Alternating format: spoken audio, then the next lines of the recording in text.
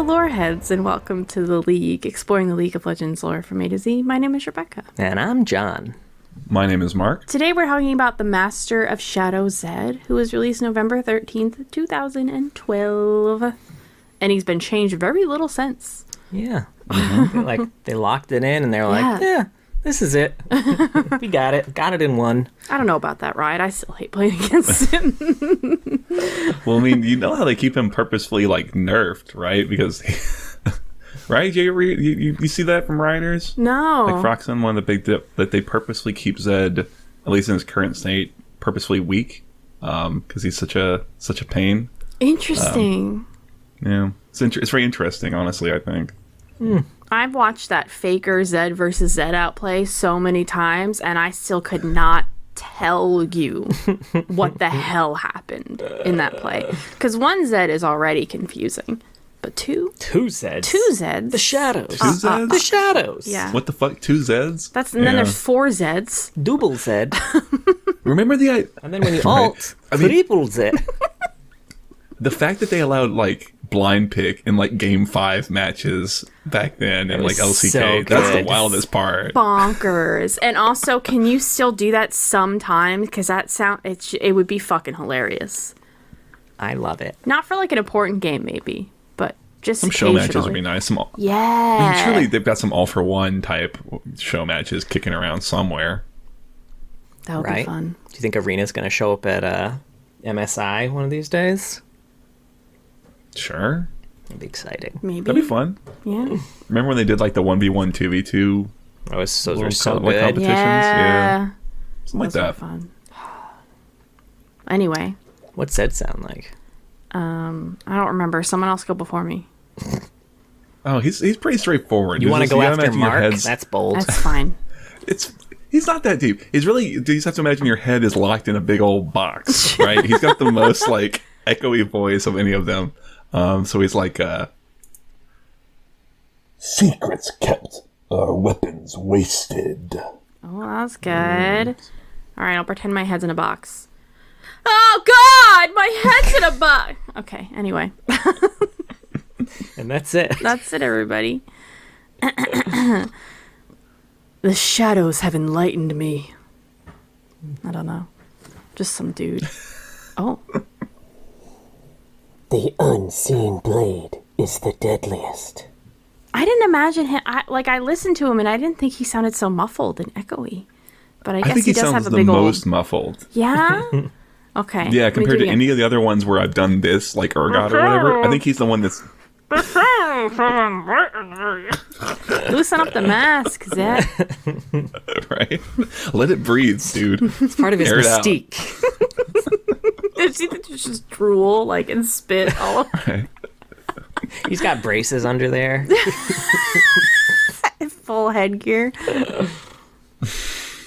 Anyway, on the Riot Universe page, he has a bio, 2 short stories, some old concept art, and 2 cinematics, The Death Mark and Wild Magic. Zed, the comic, not linked there.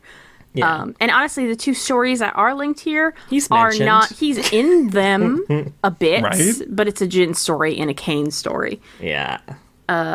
Weird. Yeah. Very weird. I don't get it. He does not have a short story. He doesn't have a color story. Wild. No. I was shocked. Right?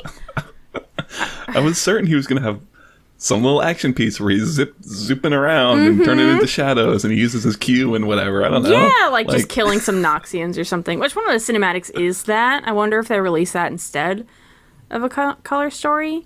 Because that's kind of what I would have expected from the color story, but still. Yeah, well, that was part of their animation showcase. So, I think, that was just, I'm sure someone said, hey, Zed's probably be a good subject for a little action piece, right? Which is Zed's cool, and we haven't done anything with him, so. Right? Yeah. I mean, hey, good instincts. They were completely right. It's just weird, right? I think it's because Zed gets a lot of... He feels like he's pretty popular. You see him in some cinematics, right? At least the Zio one. Yeah, Riot clearly loves him. Yeah. So it's weird.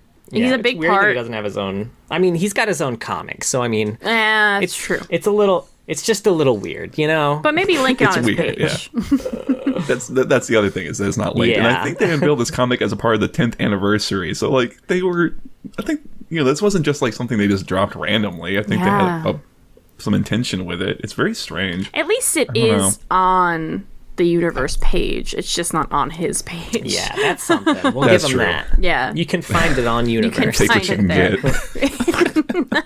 It's not just a dead link. Yeah. Yeah, well, I'll get into the bio. Fine. As if we haven't gone over it a bajillion times already. With Shen and Jhin and Kain and Akali.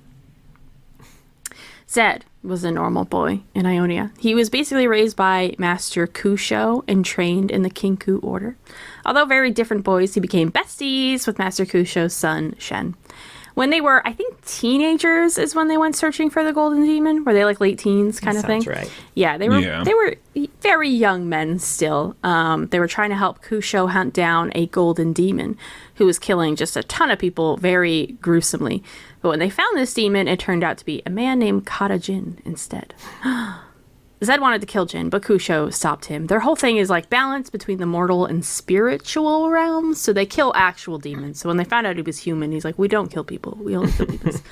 So they imprisoned him. People can't endanger the balance. Yeah, people don't harm the balance at all, ever.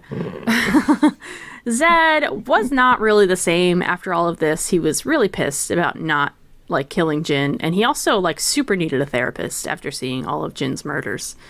Which they didn't have. They don't have the counseling anywhere in Runeterra. Then Noxus invaded, and Kusho's refusal to get involved was really the last straw for Zed. He went into the temple's catacombs and peeked into some creepy box. He opened the do not open box. He opened the do not open box. Every temple's got a do not open box. Yeah, and that's really what it sounded like. Is he went into the temple to get the do not open box. It's basically what it said. There were shadows in there. It made his brain all like full of resentment or whatever. I don't really get what it did when he opened up the shadow box. Because he just did a peekaboo, and then put it back on the do not touch shelf, and then left. Yeah, I feel like if we were to take the bio at face value, it seems like it affected him much more than it would appear to have in the comic, you know? Like Yeah. I mean, broadly speaking, the comic is it's like it's a different Zed than what's kind of described in the bio. Yeah. Right? Yeah, for sure. We still have the bio to get through here, but I really didn't need this addition of like, I understand the shadow thing, obviously that's his whole thing, but like it corrupting his brain more and making him more resentful. He had plenty of reasons to be resentful. He didn't need this like extra do not open box full of resent shadow.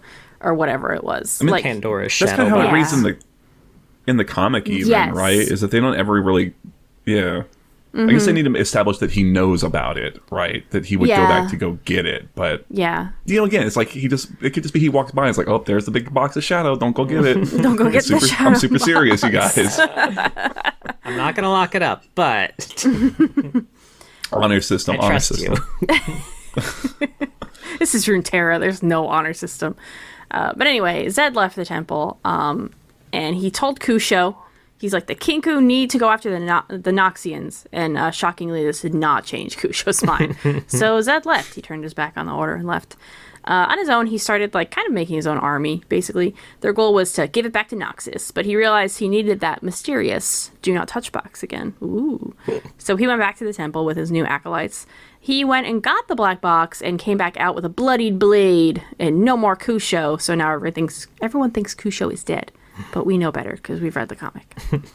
The rest of the Kinkou, or at least the ones at the temple, all fell to Zed's soldiers, and they took the temple for themselves. They celebrated with shadow tattoos to control the darkness. That's what they do. They're having a rager and they're getting drunk and getting... It was weird. Mark, you went completely I want mute Zed on us. tattooed right here. Anymore. Oh, no. Oh, mute? Yeah. Oh, no. Oh, that's I can see you. Yeah, so the I can see connection's you. still working. What about now? Can you hear me now? This is on our side. I'm seeing a question mark on our side now. Where? What about now? Oh, no, you're good now. Okay. Okay, cool. Don't worry about it. I was talking about them getting drunk and getting tattoos and like, I heart Zed in big letters here on a pot leaf, on a cross, etc. A skull. Get Kusho killer, Zed. Do it. I dare you. Kusho. That would be a pretty sick tat. That would really take Shen off. That would be right. great. And Shen's a big old nerd, so anyway. During this Noxian war, he found Kain and brought him into the Order of Shadow. That's what he and his dudes are called, with all their shadow tattoos. The bio ends really just saying that he and Shen can't be besties anymore. And it's clear that the balance in Ionia is all fucked up, but Zed doesn't give a hoot. It's kind of how the bio ends, very abruptly. Mm-hmm. Yeah, it also kind of says, doesn't say that they're kind of in a weird truce or something like that? Yes, which I didn't get that. Because they're clearly not. And it doesn't matter because they dissolve it in 3 issues into the comic anyway. Right. So I don't know why they even. I don't know.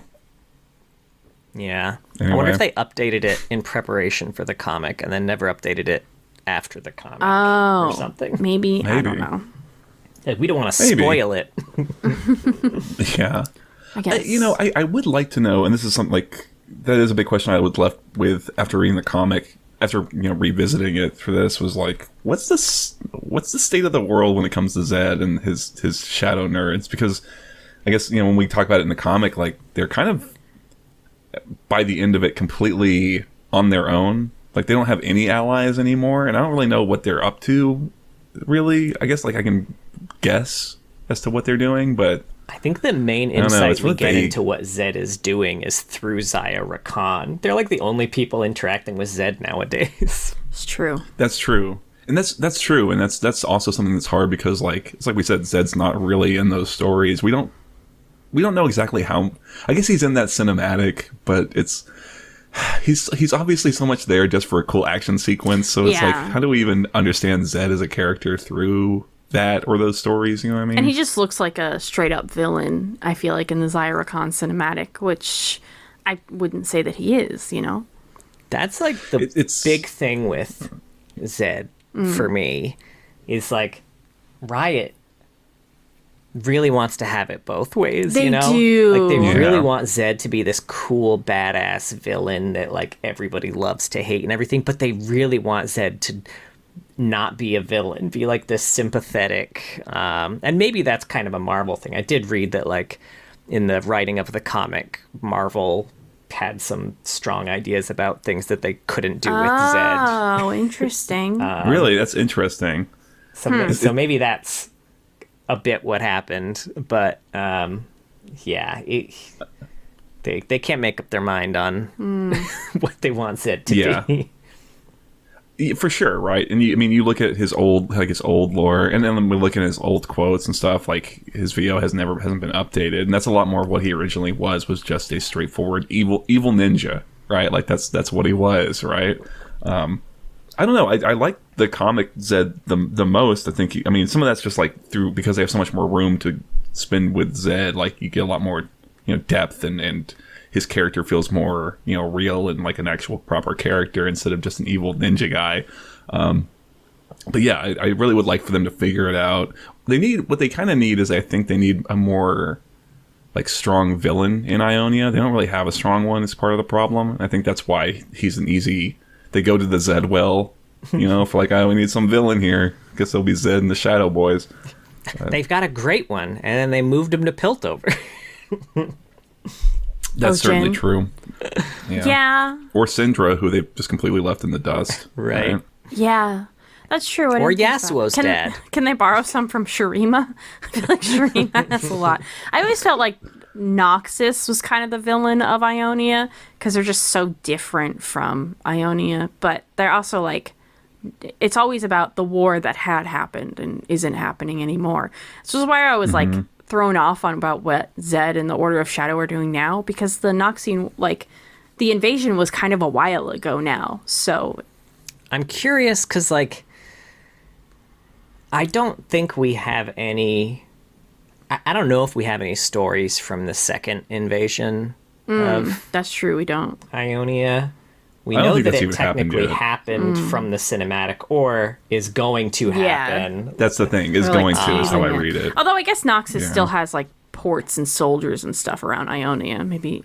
Yeah. Zed and his guys are they're fighting these Noxians and just kind of killing them is kind of what it seems like they want to do. Sure. Seems like that. seems like trying to kind of push more towards like an Ionian like military unification. So we kind of see some of that in the comic. Yeah. And in the Sisterhood of War stories, I think that they do establish that like Noxus is gearing up for like they're gathering up armies and stuff. So it's on the horizon, quote unquote. You know, winter is coming for 12 seasons. Yeah. You know what I would actually really like if we were gonna get a Zed short story? Give us the Zaya Rakan piece again. From Zed's perspective, so we can figure out why what is he's he not doing? the villain here. Yeah, sure. Because the optics are real bad doing. for him. you look really villainous, Zed. Maybe get a different mask or something. That would help when it doesn't have the red Just glowing paint eyes. a smiley face on it. No, that would look worse. You'd look like the Joker. That's how Jinx would try to fix the mask. Have Jinx help you. Jinx help you. Sure, yeah. She's great with public image, for sure. Yeah, like I said, even just knowing what they're actually doing with the Quinlan or whatever, because aside from just sort of broadly gathering up power and magic because they're evil and they want power, you know what I mean? Like, I don't remember like the specifics of what they're doing with it, if it's ever even established. I think the most detail we get is that they are using it to siphon magic that they can use because they feel like as Ionians, they are entitled to the magic of Ionia, especially when it seems like a lot of Vestayan and a lot of other Ionians who can access the magic aren't using it to protect Ionia. That's kind of their big thing. Like anyone who's standing by and not using their power to protect Ionia doesn't deserve to have it. But see, that's the thing, is that like that's just not really in line with the Zed that's depicted in the comic. That's way more in line with like Kusho or old Zed, right? Old Zed was a lot more like either you're with us or against us, and there is no neutrality. This Zed in the comic, which I kind of take personally as like this is the source of truth for what the Zed character is. Seems a lot more willing to like compromise. You know, he has a line in the comic about like you know, he knows that you need the Kinkou, Jesus Christ. I think we've done that every time we've talked about them. I keep saying Kinkou, I'm sorry. Yeah, no, it's just a slip of the tongue. You know, a lot more nuance and stuff. He's not so much black and white as that sort of perspective is, you know, like, so I don't know. Yeah. And I do like that line front that you just mentioned from the comic a lot specifically, where, because I think in the bio we get a lot more of an idea of like, oh, they attacked the temple and they like slaughtered the students. Yeah. And in the comic, it was more like, we attack the temple, we kill enough of the students that they hate us because we need them to hate us. That's the only way this all works. But we do want them to survive. We want them to thrive because they have a very important job. We know that. Yeah. But we can't. We don't want to corrupt what you're doing because you're doing great stuff here, but we also need to do our stuff. Yeah, I don't know. It's, you know, I think of like the other Zaya Rakan story where like they're having to free all these Vestayans who are like just seemingly just being held in cages for no particular reason, right? Also by like Shadow Order fellas, you know, just to be dicks about it. They even in the bio they make some mention of Vestayans. They do. I don't know why they try and paint Zed as like having a real stink eye for Vestayans. I don't get it. Like, I don't know where that comes from. I think a lot of it, because we saw in the Syndra story, actually, that not only were a lot of Vestayans neutral in the fight against Noxians, but a lot of them joined Noxus. Not a lot. Did they? Enough of them joined Noxus. I thought it was just one guy, and he specifically was considered like a horrible traitor to all of Vestayans for doing it. See, that was the thing, is like, if that had been the case, I would be more open to it. But I could be misremembering, but I really remember it being the case that like he joined Noxus and was considered, you know, like that was the whole like the whole sacrifice was that everyone would hate him and he would be forever like cast out and like considered a horrible individual by the rest of his people forever for joining Noxus. When it's like, you know, And it's hard for me to even imagine why Vestians would want to ally with Nox. I could see them being neutral. I'm totally into the idea of them saying, like, this is some weird mortal shit. We're just going to kind of hang back, protect ourselves, and see what shakes out. But that you would trade Ionians for Noxians seems like that is a massive, like, you're trading down. Like, you thought the Ionians were getting in your magic shit before? Look what Nox has got. So, I don't know. It's Yeah, I'd like more info about this. Yeah. I can't see them remaining neutral about protecting the land either. Like, I definitely see them remaining neutral in the actual battles and the wars itself, but, like, you know, if a threat ever came to Ionia itself.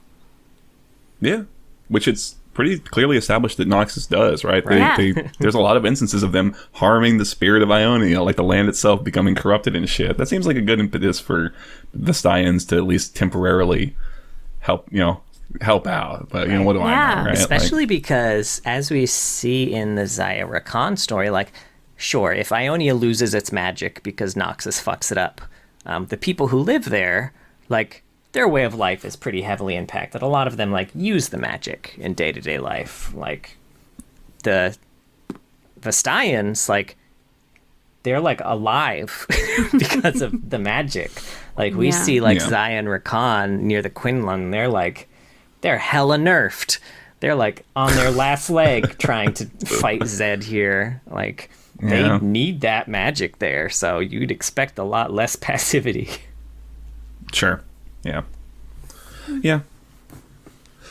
I don't know. I think a lot of it just comes down to a lot of friction between the comic and the bio and those pieces that were written more with Zed as just a straight villain in mind, I bet. So. Yeah. From bio specifically, I thought it was interesting that there's so many orphans in Ionia, and Zed's kind of like made that decision himself. He's like, my dad left. Fuck off, Mom. I'm a warrior now. All the cool kids are doing it. I guess I might as well. All my friends are orphaned. I want to be orphaned too. They asked me where my parents were, and I didn't want to tell them that I have a loving family, so I just said embarrassed. Vex, eat your heart out, you know. I also thought it was funny that the Kinkou fell kind of so easily to Zed's people. Like, it says that they were, like, kind of caught in shock, but I feel like, shock or not, like, you've been trained by what are considered some of like the best, like Ionia's best. It's kind of embarrassing for y'all to fall to some random ass rabble that's following They had Zed. a shadow box, John. They didn't yet. They had. He got it. Well, Yeah, Zed they didn't have their tattoos I guess yet. the rest of That's true. Maybe he poured out little sippy cups and I'll take a little drink of it. Because as we see, you can chug from the shadow box in the comic. Just imagining them all waddling around with their straws. Little Dixie cup. They drop it and cry. Well, you know, I think that's something that if Zed was to try and put more an argument forward as to why he should be, like, he's the one in the Riot, he could probably raise that up, right? Like that, hey, you know, this was one of the most storied, you know, whatever clans or like ghost cops in history, and look what we were able to do in, right? Remember RIPD? That's what the Kinkou are. It's like, but we were able to just like kind of wipe them away in one fell swoop. Like, imagine if we had that, right, at the, you know, wherever, maybe not the Placidium, but you know, some battle, right? Right, that's Sin's just kind of attack. his thrust. Exactly, yeah, for sure, right? I mean, Shen wasn't there. So they were So much easier to wipe out, I guess. That's true. And where was Shen? I don't remember. They probably said in his bio, but I don't remember. I don't think they established it. I think he probably They was said just that elsewhere. he felt it. He felt and it. ran back. But yeah, he felt the disturbance in the Force and ran back. He was great. training Luke with the droid and the blast shield down. How am I supposed to fight? Yeah, I don't know. I'm sure he's just elsewhere. Right, scene missing. You know, he's just. So. I also liked that when Zed encountered Kane, it said Zed could see the boy was a weapon waiting to be sharpened. I'm like, you have no idea. He's about to be a Darkin. You know, that line too also kind of runs contrary to the relationship that they kind of show in the comic. right? That also makes him seem a lot more like Kusho, right? Than he kind of seems in the comic. Maybe that was his original intention, and he grew into becoming like an actual mentor and almost father figure or like big brother. It's kind of, I can't tell, They're like nail cute. It down. Yeah, I like it a lot. I really like the turn of like Kane's kind of good turn or loyal turn in the comic. Oh yeah, Kusho sucks. That's something. Yeah, well, Kusho, I would be kind of open, as I'm thinking about it, I would be kind of open to the idea that was how Zed originally saw the relationship, and over time it changed into something else. Because that was kind of the case that I get from like Kusho, is that Kusho, was one way and then changed, but for the worse. And it's nice. It would be nice to see Zed kind of take the opposite and kind of change for the better in that capacity, at least. Yeah, I feel Could that. be kind of nice. All right, some short stories. Anyway. Yeah, we got some short stories here. That he's not kind of. Well, that he's kind of in. Sure. I did not write these down in like order. Yeah, I didn't like. Sure, you want to do Piece of Shadow Cake, or we could do The Man with the Steel Cane. The Man with the Steel Cane kind of like ties directly into the comic, so maybe we'll do that second. Yeah, that works. Sure. Piece of Shadow Cake. This was that Zaya Rakan story where, they infiltrate one of Zed's, not really Zed's cities, but a city that Zed's followers have kind of taken over. And they're trying to protect some local Vastaya tribes that, not all Vastayan are cut out for combat, Like, obviously, in the League of Legends, we see the Vastayans that are, but some of them are just like these friendly seal folk. Not all of them are ready to get up and fight Noxus, so Zaya and Rakan are kind of helping get rid of the Quinlans near this tribe so that they can not die. And so, yeah, they infiltrate this city near the Quinlan that we see in the cinematic. We see all sorts of creepy Zed shit there, which is weird. They have like a mage who can sense Yordles and Vastayans, and that's an interesting one too. Like, I don't know why they're so pissed off at Yordles in this city. That seems like a weird, like, this isn't their fight, buddy. I don't know. Maybe you could do something with like the Quinlan are big like magic dampeners or whatever, and the Yordles are beings of magic too, so maybe they've got kind of a, maybe Yordles always kind of try to come and like prank them and whatever. I feel like Yordles are never in Ionia from what we see, except Kennen. That's kind of except Kennen, yeah, like we only see him there in like Spirit Blossom shit. Also, poor Kennen, not involved in any of the shit we're talking about with Zed and everything. That's true. Yeah. But yeah, so they get intel on the Quinlan. They make friends with a human there, which Zaya doesn't expect. But, Rakan has a sense of things and can see people. And so they make friends with a human, and then they destroy the Quinlan and free magic in the area. Ta-da! Yeah. And they don't fight Zed in the story because they handle it in the cinematic. So it's like the most hand-waved, like, go watch the cinematic real quick to check this out, right? Right. Surprised there wasn't a link to it right there. They should have embedded it. That'd been nice. That would have been cool. Yeah. So yeah, it does end with just them kind of like battling, but we don't get any info there. But I will say the cinematic, or the story, gives some context that is useful to know in the cinematic, because if you were to just watch the cinematic, it kind of looks like Zaya just goes down like a chump. Like, it looks like she's hella outclassed by Zed, which, she may be. Zed has a tendency in his stories and cinematics to just outclass anyone he happens to be up against. Except Shen. Even then, like, even Shen's like, you let me win. The fuck, man. Yeah. But yeah, so knowing that Zaya was kind of struggling to just hold it together, being so close to the Quinlan, kind of just draining her life force, like helped it make a lot of sense. Like she was struggling to even summon the feathers that she needed to fight.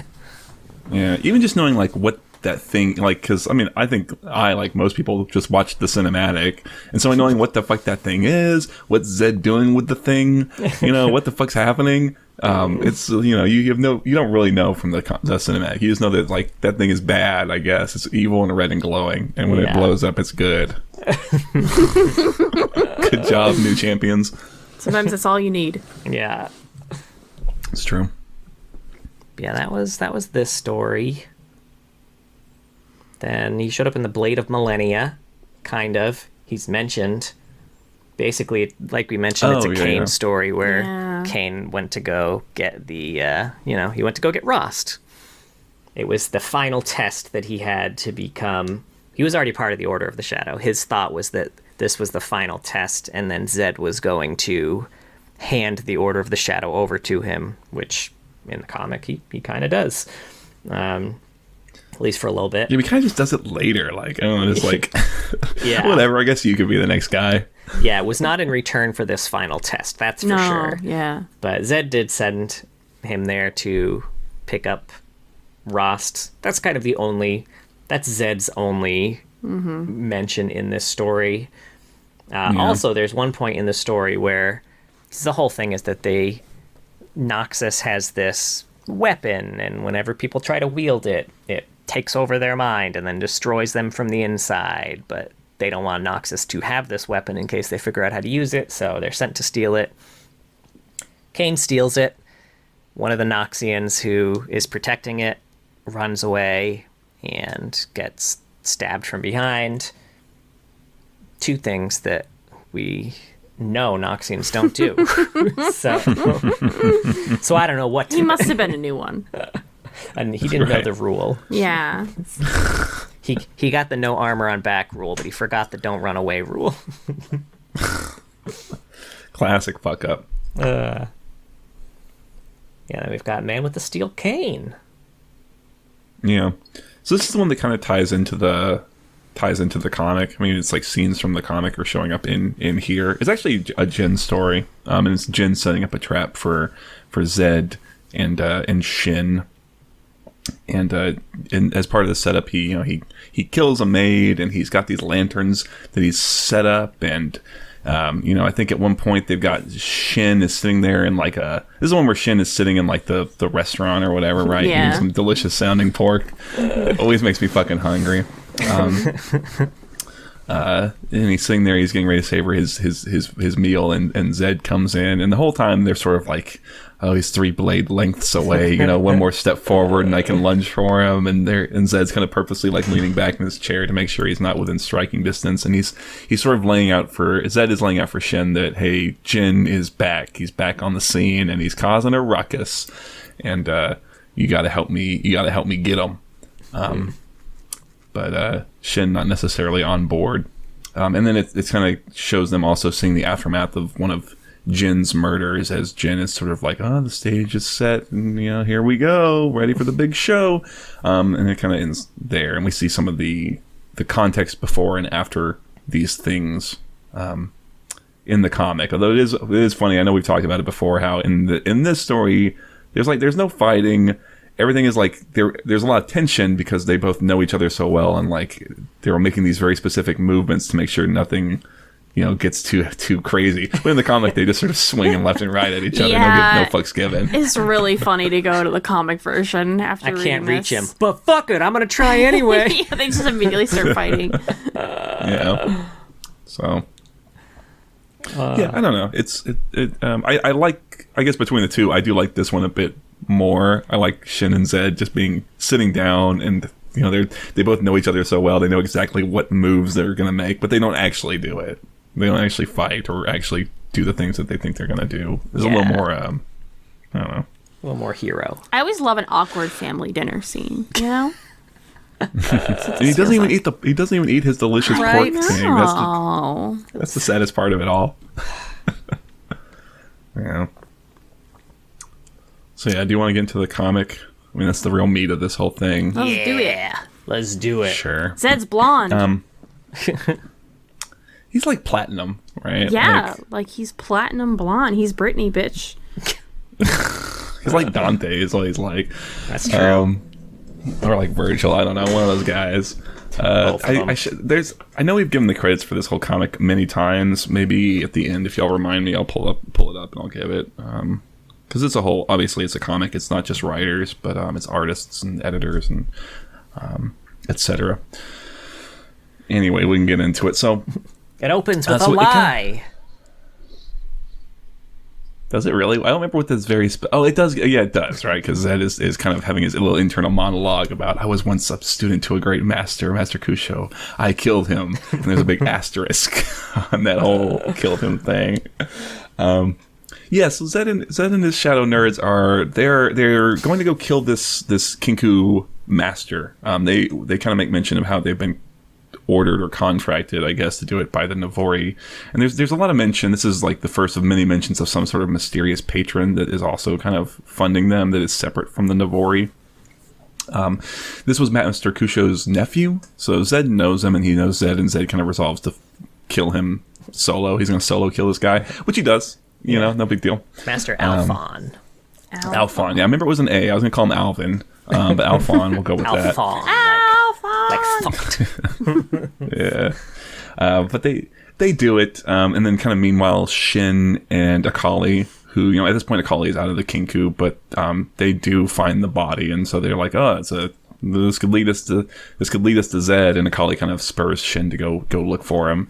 Meanwhile, back with Zed's crew, a woman shows up. This is like the evening. They're chilling at a bar, and a woman shows up with an offer like, this rich man, wants you to come meet him at this specific place, and he said to give you this, and you'd remember, you would know who he was. And it's this scalpel. It's a Kinkou scalpel that was Zed's, and this is where we see a flashback of Shen and Zed when they were, again, young men, helping Kusho find Jhin, and they come upon the aftermath of one of Jin's performances, and kind of the horrific things that they have to do, and to in the aftermath of it. And Zed has to go through this horrible sort of triage situation where he has to abandon people to die, do really severe, life-saving surgeries to keep people alive. And Kusho at the end of it is sort of like, you did better than Shen even would have done.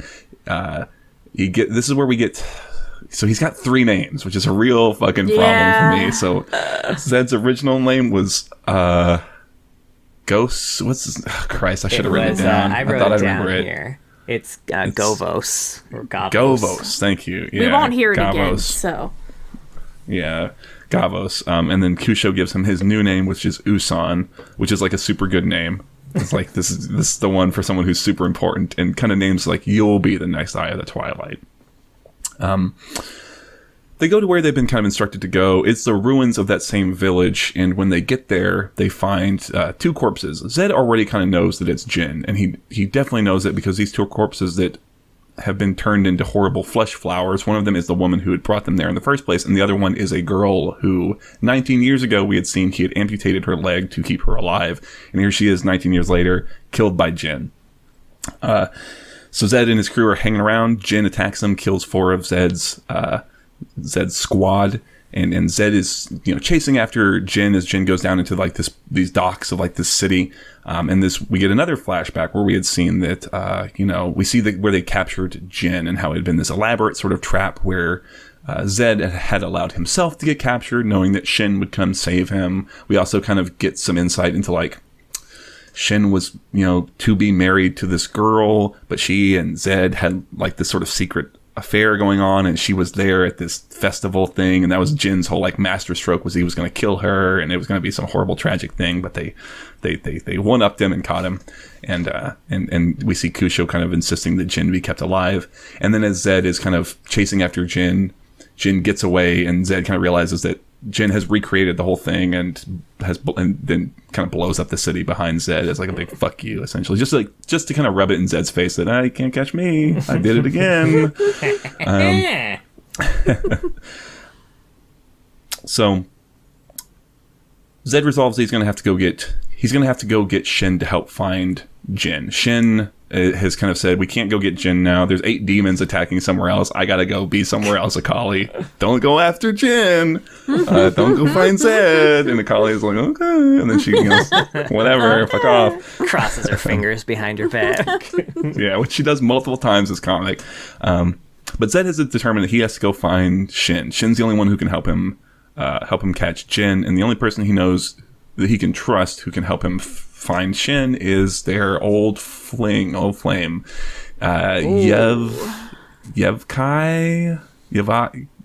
Oh, Christ! I didn't write down anyone's name. I feel like it was an L, like a Yevlai. Could be making that up though. Big Y. Big Y. Yeah, we got one of those opening up real soon next to us. Yeah, and so he goes to see her. She is now in like a marriage of, I guess, convenience. We might say, to some rich guy who she doesn't really love, but it, is kind of keeps her in a nice house, and she's happy enough, I suppose. And we see that there's no love, there's no love there anymore. She's completely like, not even just like cold to him, but seems to like kind of despise Zed at this point. It's funny, he comes in trying to convince her to like tell him where Shen is, and like, he gets mad and like breaks her teapot, and just is like, that's not gonna convince her, my man. Right? She's gonna need a new teapot. This girl dodged a bullet, dude.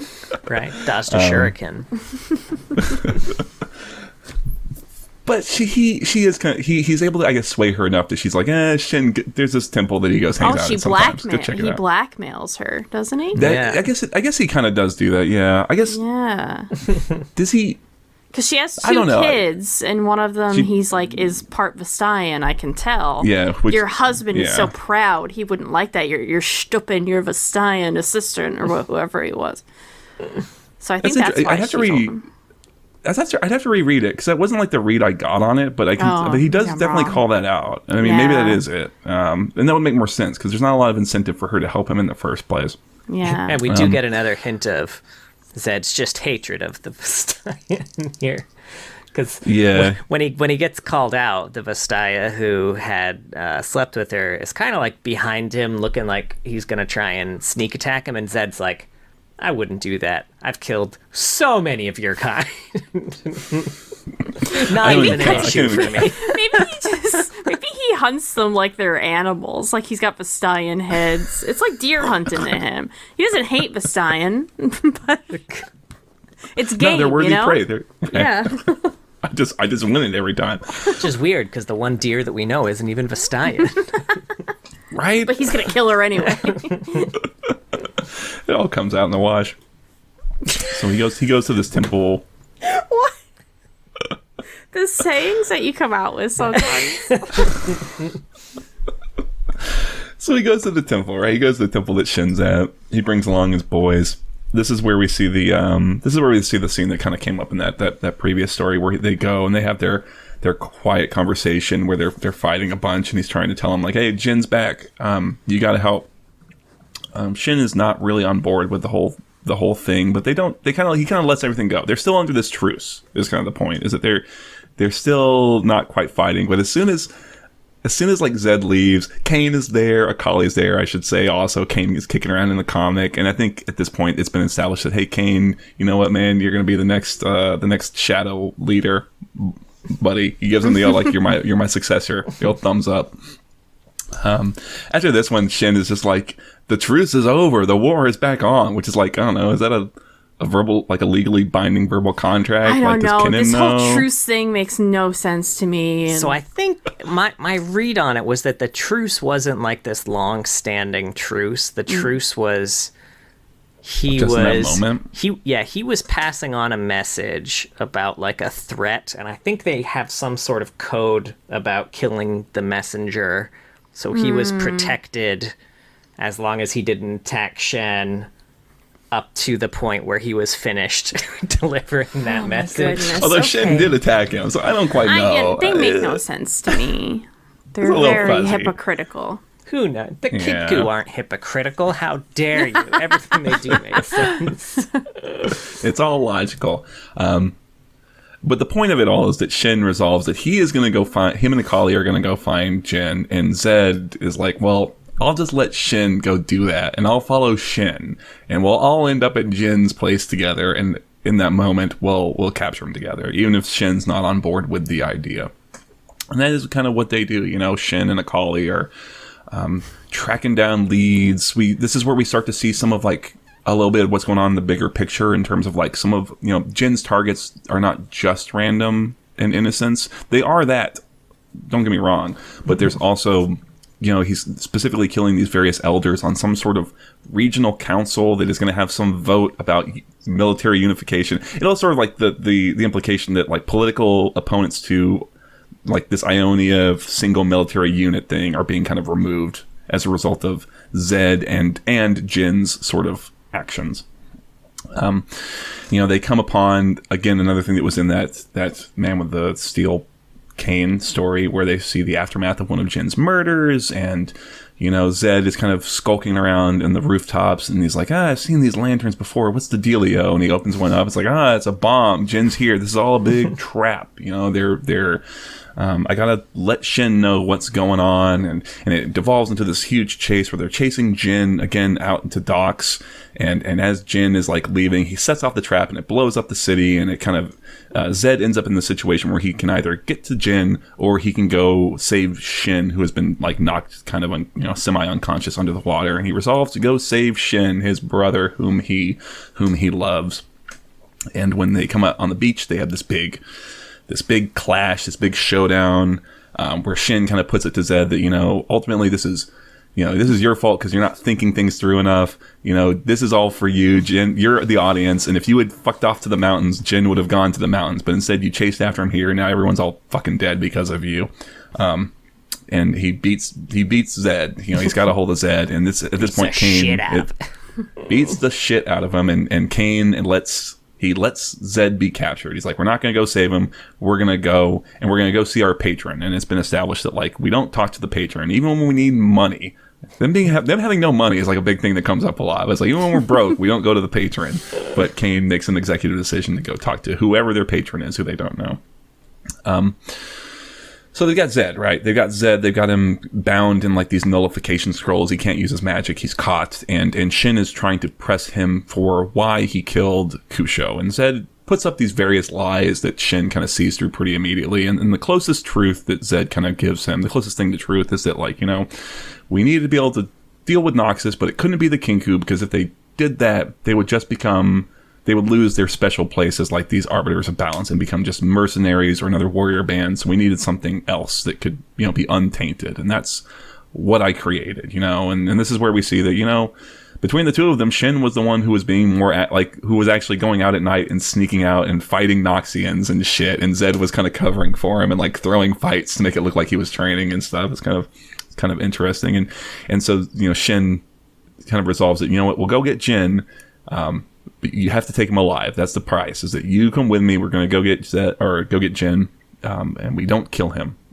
Now Akali has doing her own thing. Has gone off because Jhin has gone off to Piltover. At the end of that little chase sequence where he blew up another city, Jhin has fucked off to Piltover, and Akali has chased after him. We see her do a little detective work. We see that Jhin is causing problems for all these. He's working for like some shipping cabal is kind of what they kind of say, haranguing all of these Piltovan merchant clans, and there's only one left that is still doing that work, Clan Pharos. They tried to kill him. We see the Awaken cinematic, and Akali goes to the aftermath and has a confrontation with Jhin and is captured, right? And Shen and Zed are hot on her trail. They do their own detective work. They find where she's captured, and there's Jhin, and he's got everybody all together, and they have a big fight. A few people almost get shot in the head a few times, but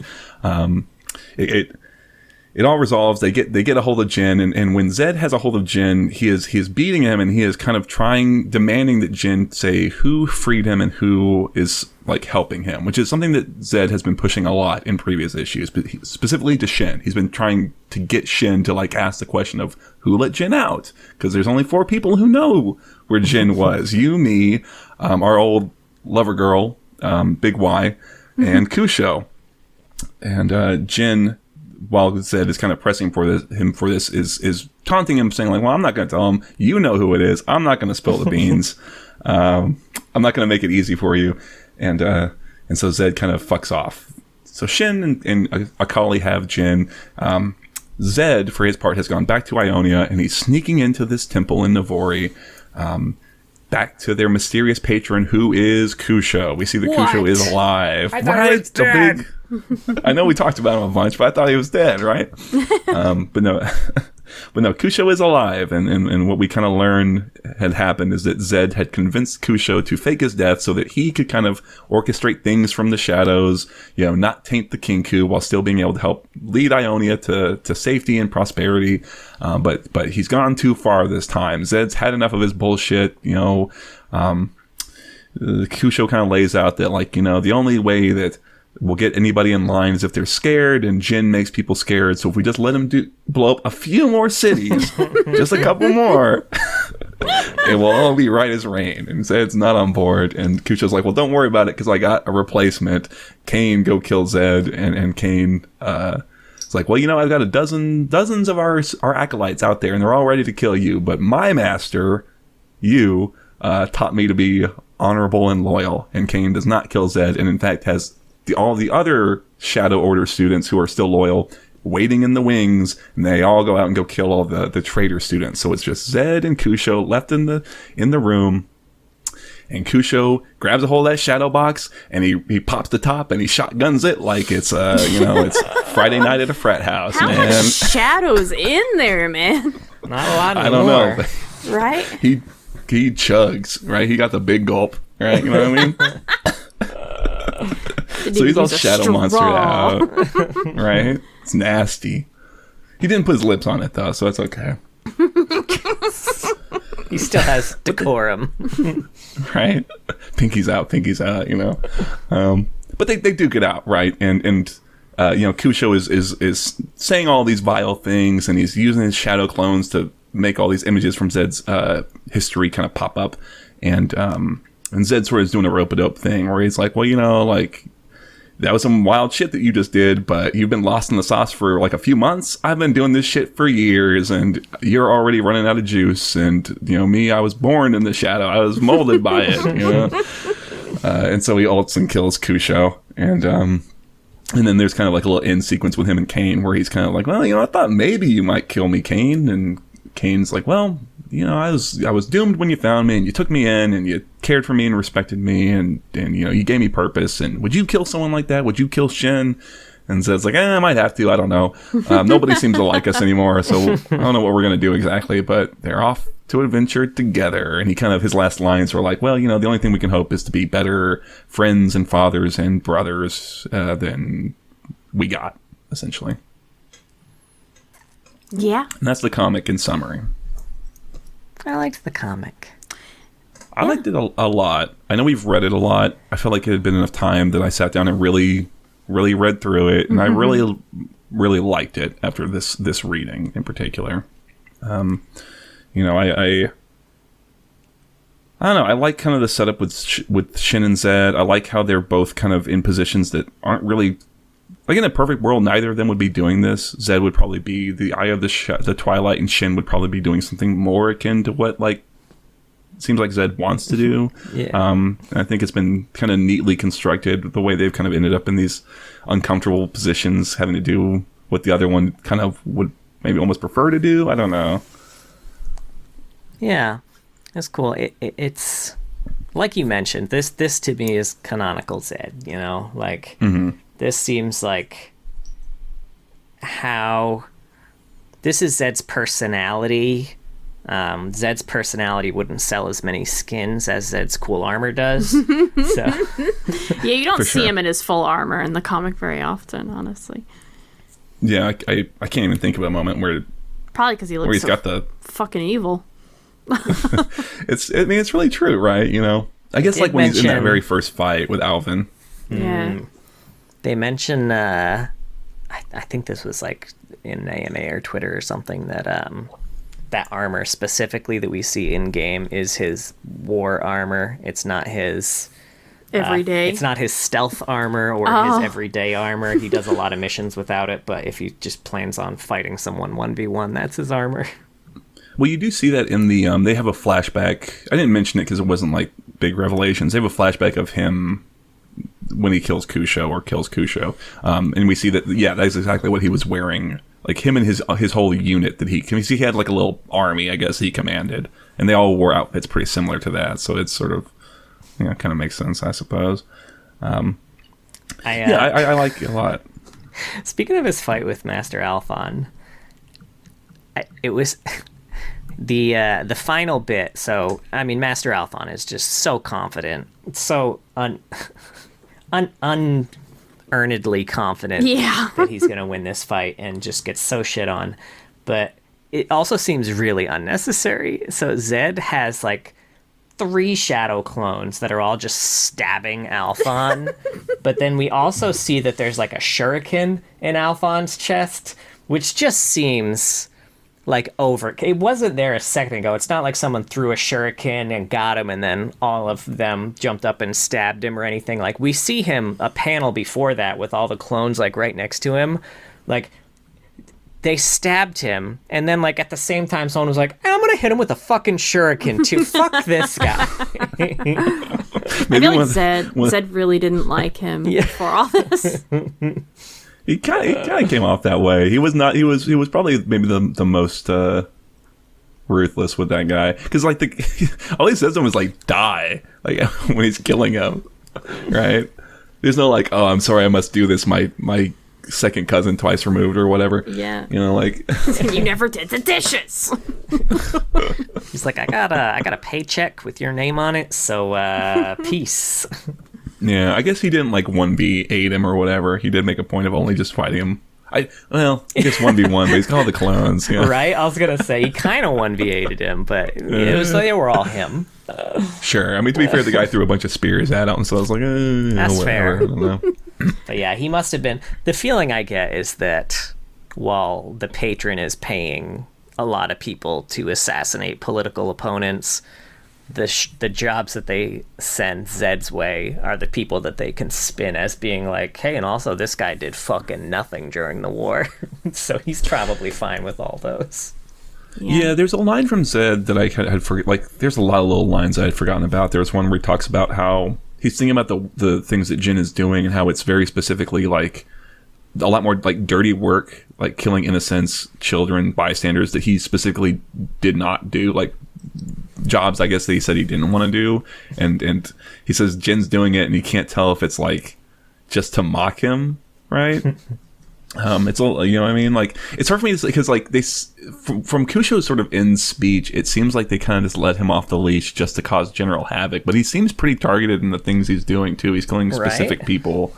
He's they make mention of how like the work he's done in Piltover is also to help like ensure that they have complete control over like the inflow of foreign weapons into Ionia, right? So it's like, I don't know if it's just that like their interests align in that way, or if maybe it's so hard to nail down Jin's like motivations in this comic, because it could all just be for the purposes of fucking with Zed ultimately. Right? He does seem very invested in messing with Zed and Shen, like uniquely so. He did make Shen and Zed puppets. That's true, and perform for children. Did you see the Kusho puppet on this read through? No. In the end, in the panel it's in issue 6. It's at the very end panel where he's killed Kusho and he's with his corpse in the rubble. To the right of them, there is a little Kusho puppet in the rubble. So good. I really want the creators to come in and help. Just tell me, what does that mean? Like, because that's so specific. Someone had to say, draw that in. That's not like an accident that thing got in there. It's like, what is that intended to communicate? I guess is my question. Yeah, that's Jhin just orchestrating it all? I do feel like Jhin is orchestrating more than is shown, I guess. He just kind of seems like the type. And to be able to manipulate Kusho, I think he'd be able to do that. When did Zed realize that Kusho was the one who released Jhin? It seems like he's known it for a while. Okay. Yeah, because he's pushing Shen pretty consistently through their interactions to like, he's always trying to lead Shen to that conclusion, right? Yeah, I was always really thrown by like why he wouldn't just at that point, he realizes that Kusho's not working with him anymore, yes? That he's released Jhin and that he's gone off the rails. Seemingly, why not just bring Shen in on what's going on? I know it's like probably his word and his honor or some bullshit. Honor. But that's absolutely what it is. That's so annoying. That's just like we don't know how to write it otherwise, guys. I don't know. It's just he's a really honorable person. Yeah, because that really annoyed me the entire time I was reading it. I could see it. It's hard because like on the one hand, I like the weird kind of dogged consistency of Zed's like loyalty to him. It's interesting because I could see it almost through the lens of like because they make a real strong point about Zed having no like being abandoned by his father at a very early age, right? And where Kusho is absolutely like the adopted father figure, and so I could see it through the lens almost of like getting away from the literal to like how having to kind of come to grips with your parents as people, right? And recognizing their faults, and maybe that's something that Zed had a lot of trouble with. I don't know. Yeah, I can get behind that, and that he's just always went to Kusho instead of Shen. As much as he loves Shen, his loyalty has just been with Kusho this whole time, I guess. I don't know, kind of like Talon with his dad. Like, even though that guy's all fucked up, he's just like unwaveringly loyal to him. Yeah, I think it's more reasonable. Like, why wouldn't he have gone and confronted Kusho earlier? I guess maybe he felt that he couldn't let Jhin he just in wanted the wind. Jhin out of the picture immediately. But you would think he would have just at least gone and been like, "Hey, what the fuck, man?" Travel probably takes a lot longer than we're giving it credit for. Are you kidding? They went to Piltover and back in this comic in like 2 panels. It's fine. They say that. It's weird. The timeline on that is a little weird because they say that Akali's been working in Piltover for like a month, and yet they somehow get there at like the right time. But again, it's like Jhin is probably just, we can always kind of wipe anything away with like Jhin just orchestrated it so that everything kind of lined up perfectly with the timing. I will say, I mean, it's probably significantly easier for them because Akali does not speak Piltover. The only way she could communicate with anyone in Piltover is by speaking Noxian, which, God, that has to feel bad for her. Sure. Yeah. But I think it was Zed that speaks Piltover enough that because there's Brotherhood stationed in Piltover that he has to communicate with. Yeah. So, like, I'm sure they were able to do that whole thing a lot quicker, right? That's true. Yeah, I think something else that would kind of be in support of why he might prioritize Jhin is I like this little story he tells of one time Kusho told him to reflect on a spider web for 3 days and how, and this I think also kind of hints, because Kusho is another big question mark for me in terms of understanding, like, how long was Kusho fucked up? Was it something more recent? Yeah. Has it been fucked up for a while? But Kusho kind of says to him after these 3 days, like, well, beetles are armored and tough and they're meant to survive, and moths are not, which to me kind of hints him being maybe a little more fucked up for a longer period of time, that he just kind of sees that some lives are sort of meant to be extinguished, etc. That's true. And then after these 3 days, he kind of asks Zed, well, how many insects did you free from the spider web? And Zed's got this great response of like, none, because I killed the spider on the first day. Right? And he goes back to that where he's like, I'm gonna kill the spider Jhin before he can do anything else. So I think that is kind of trying to establish his priorities, maybe, in terms of Jhin being the biggest threat. Yeah. And I think that also touches on, I mean, we talked about the Kinkou never being hypocritical. In that scene after the first big attack from Jhin, where Zed's trying to use his healing magic to kind of save people, and one dude is taking a lot of Zed's time, and Kusho's like, let him go. You don't have time for this. And he's like, if I let him go, it'll be me killing him. And he's like, well, in the time you spend trying to save him, you could save 5 more people. So, it's the scales. And then they find Jhin, who is the epitome of let him go and he'll kill more people. And he's like, no, we're good. We're gonna take him in. His whole people don't upset the balance. It just kicks in real selectively. I know. Yeah. I that whole balance thing is still always kind of a murky concept, especially because they have established that people absolutely can fuck with the balance of the spirit world if they do it good enough, you know. They try hard enough. So you know what was a weird thing for me that I think I had forgotten about until rereading this was that up until that first murder with the that Zed and Kane and his followers stumble across, up until that point, all of Zed's murders were knife murders. He was strictly a knife guy up until that point. Yeah, Jhin. He was strictly a knife man up until that. That was the first time. And like Zed even mentions, like, oh shit, it works on guns now. It's so weird to imagine Jhin just using a scalpel and shit for him. Yes. It's true. It's true. Yeah, I had forgotten about that too. And also, man, this is a dense comic. In rereading it, I forgot. There's a lot of moments. I had completely forgotten that in the fight with Kusho, when Kusho is like he's saying all this vile shit as like an emotional attack on Zed, and he's using his shadow clones to just forms an image of Zed's mom, because there had been this moment where Zed's mom had come to the temple like trying to beg him to come back home, and Zed had not even gone to see her. Right? I thought that was kind of fucked up. You know, I was like, I'd forgotten about that little bit. You know. Yeah, it's kind of wild. They touch on that a bit too in Zed's fight with Shen, when Shen's like, have you even looked at the faces of the shadow clones that you make? Like, they're the faces of all of your regrets, and you kind of look at the shadow clones, and it's like Kusho's face, and like, I think like you have Lai's face or something like that. To, you know, some faces of people he had let down in the past. Yeah. He's like, they don't work for you, like you work for them.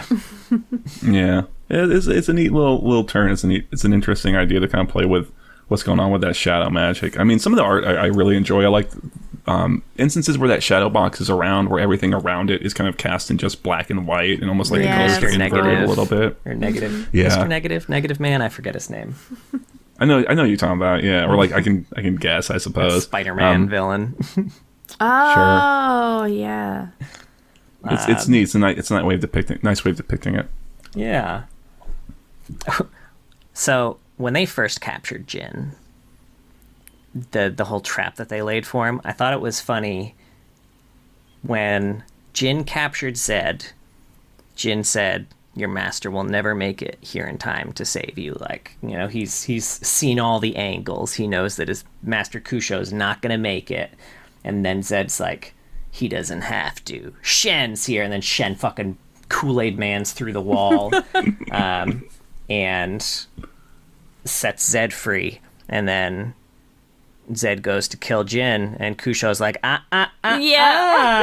Kusho's right like, there. The fuck? Okay, so you could have been in here in time to save me. Shen just really wanted to burst through the wall, right? Though. He's like, I've been practicing. He's like, Dad, this. please, Dad. I've been doing my wall bursts. Look how good I am.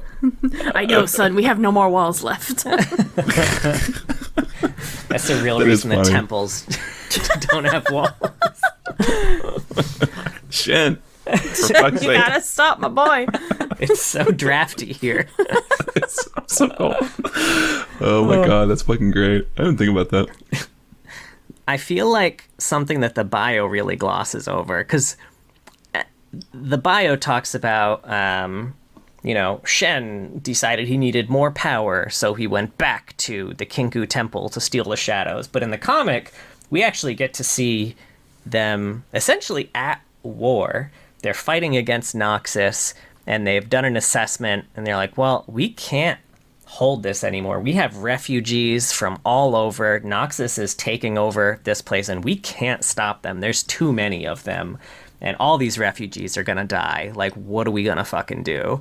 And Zed's like, all right, hide the refugees, and I'm going back. We'll see what I can do. I feel like that's a kind of important detail. Sure. Yeah.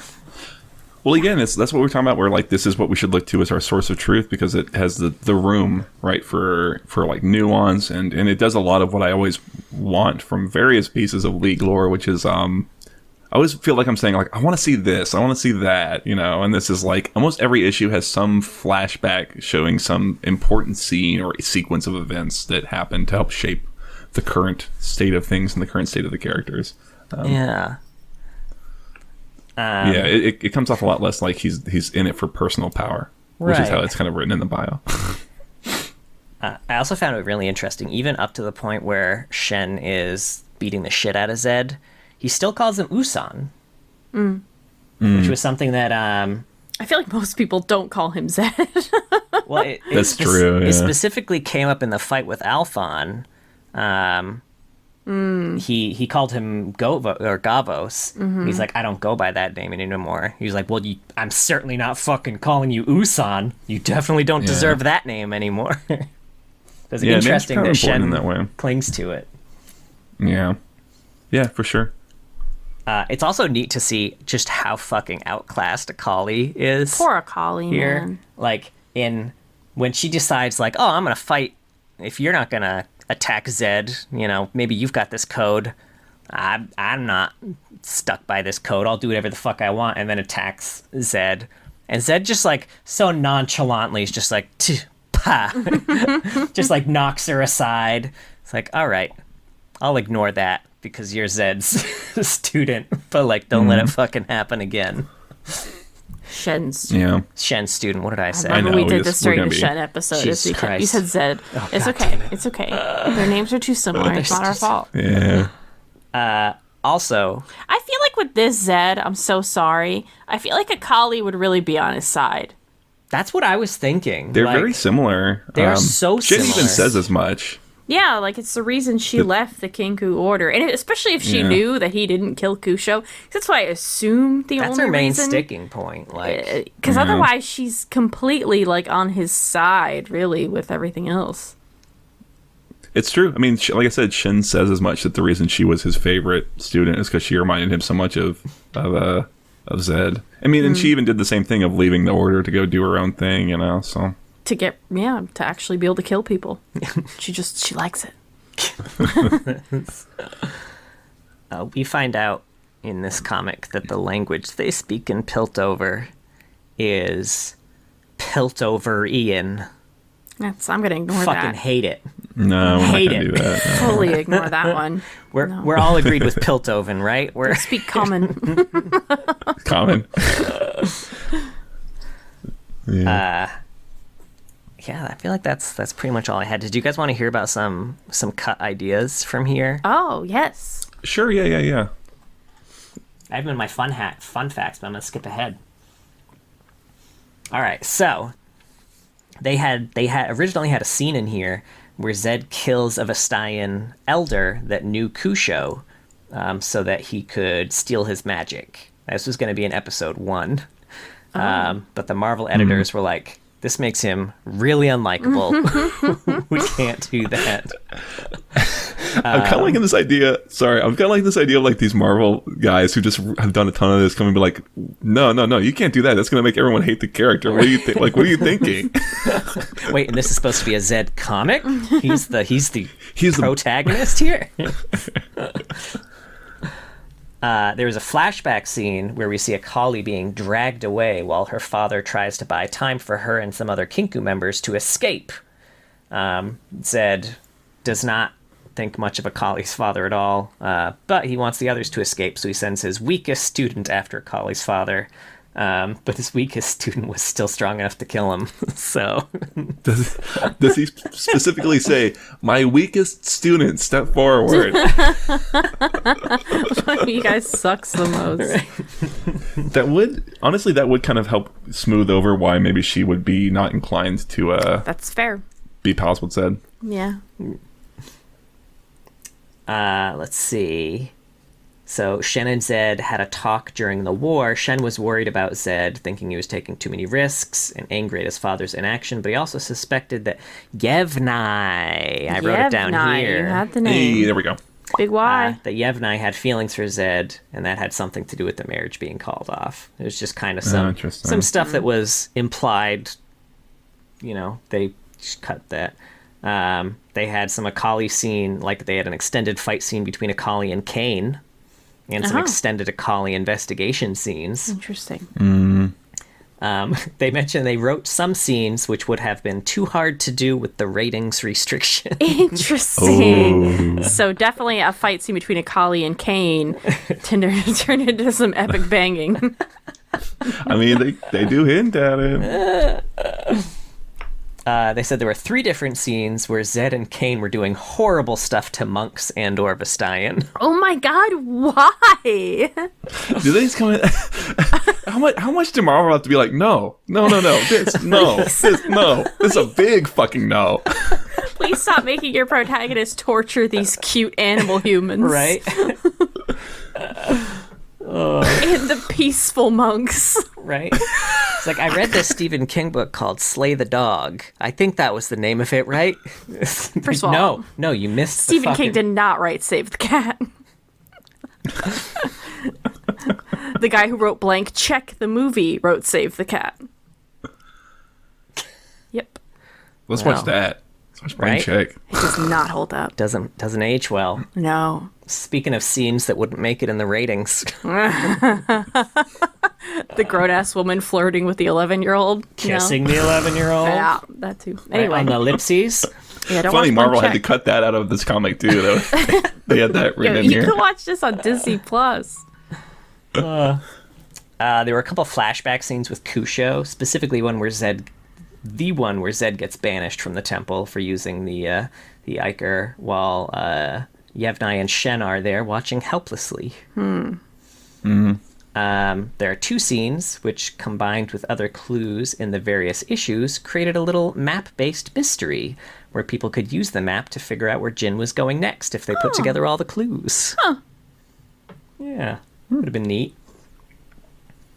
And finally, there was no Kusho as alive originally. The original finale had Jhin taking the temple Zed was prisoner in. Shen arrives, and then they do kind of the same trap that they used to capture Jhin the first time around, with Jhin capturing Zed and all that. So, yeah.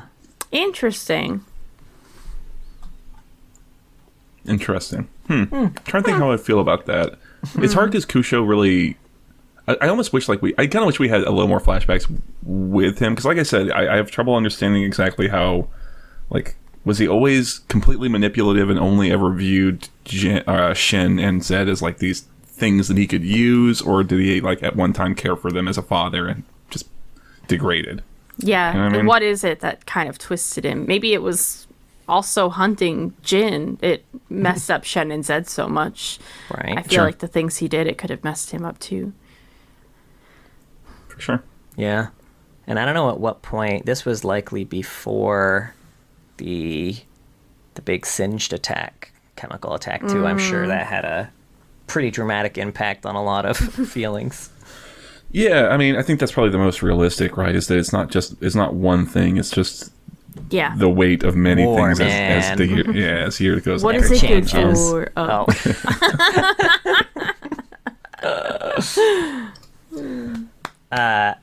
Now, Zed has mentioned a few other places. Oh. He is in the Katarina comic. So I read that long ago, and I don't remember him in it. So Katarina, when she has that magic slug hallucination, or whatever, she has a hallucination where Talon and her dad are fighting Zed. Zed's just 2v1ing them easily. Then she comes to the rescue, and they defeat him. And as they describe him in that comic, he is the last champion of Ionia. They've defeated the last champion of Ionia. But then Katarina's dad says that he's proud of her, and she's like, wait a minute, this isn't real. This ain't real. You can't fool me. I know that fucker. You would never. Now, he's also mentioned in The Bow and the Kunai, which takes place a few moons after Zed's takeover of the Kinkou Temple and the murder of Kusho. It's 17 blade lengths after the...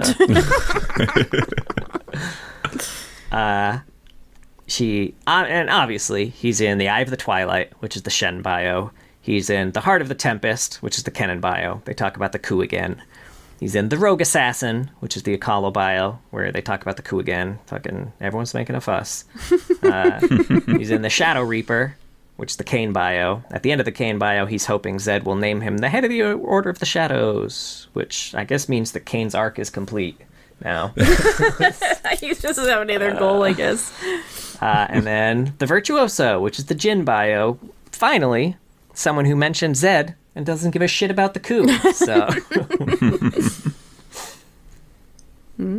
yeah, so those are the stories. He has some canon cinematics. Oh, man, that's a lot of cinematics you've listed. They're not all canon, but... Yeah. First of all, Deathmark. We talked about this a little bit. This is the animation test. It's basically a badass animation where Zed just fucking murks a bunch of Noxian warriors. He does actually use Deathmark, too, so... He does. It's an apt name. Cool. That was nice. It was also cool to see the warriors clearly shown as being, like, very competent. I feel like in a lot of highlight scenes with really skilled fighters, you see the skilled fighter just, like, tooling all over the people, and they're just, like, clumsy or doing big swings. Like, you could see these guys are really fucking good, and Shen's just... Zed's just way better. He's also like using like shadow clones and shit, which I imagine Noxian's not really trained to handle. Yeah, they don't do magic as much. Their magic is restricted to weapons and LeBlanc. But no armor on the back. No armor on the back. That's crazy. I mean, to be fair, these guys got no armor on the back. They don't really have any on the front though either. Now he's in Wild Magic, which is that cinematic following a piece of Shadow Cake. That's cool. Basically, just a cool little fight scene there. So good. Yeah. Yeah, it's pretty awesome. We get a... Let's see. Oh, those are the canon ones. We have a new Journey, which is an animated one inspired by the true story of Michelle, a university student and League of Legends player who joined a team and joined the fight. Go, Michelle! Yeah, cinematic opens with her just getting fucking shit stomped. Great. As Yasuo against Zed. Sounds like my first League experience as well. Right? Except Zed and Yasuo weren't in the game yet. Yeah. Karthus was mine. Oh, yeah. Yeah. Oh. And he shows up in You Really Got Me, the Wild Rift cinematic. Yasuo and Zed are fighting. Zed almost gets Yasuo with a shadow clone trick, but then he tries it a second time, and Yasuo's like, no. Then he shows up in Breathe, which is the Legends of Runeterra cinematic, where Darius and Zed are fighting. Zed is definitely, villain coded here, which is a weird angle to take, given that the person he's fighting is... invading his home. Invading his homeland. Also, I feel like they kind of make Darius win a lot of the encounters, which seems unlikely. I feel like this fight would go way more like the Deathmark video. Like, Darius is a super good fighter, very competent, very, very good, but Zed is equally good and has magic. Yeah. But Darius has cards from Legends of Runeterra. He's got the followers. He's got the little Zon orphans or whatever. I don't know. I don't remember what it's... The little Zon orphan? There is on orphan balls. Cards in Runeterra. Yeah, they're little balls. Yeah. I'm sure the only place that might have more orphans than Ionia is Zon. Right? Orphan off? Orphan battle? Oh, maybe Shurima, though. Oh, shit. It's a lot of places. Man, Runeterra is just full Runeterra sucks, dude. 0 out of 10. Would not visit. Don't want to go there. Then he shows up in Road to the Cup, the 2013 World Cinematic. Zed is in the post-cinematic freeze frame.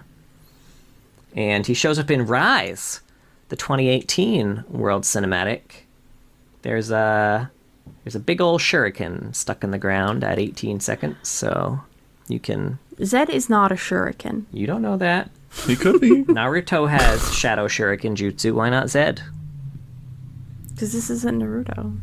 It's basically Naruto. He runs like Naruto. Yes, they make shurikens as big.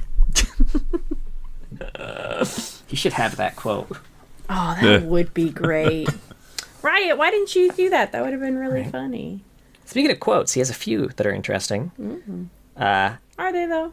Forbidden shadow wins. Is a Mortal Kombat reference. Oh, yeah. What I have done cannot be undone is a Macbeth reference. Getting classy in here. Right. And then Galaxy Slayer has some fun ones. Before us, there was nothing. Before nothing, there were monsters. Do you know what that quote is from? It's pretty deep, right? That's the Lich from Adventure Time.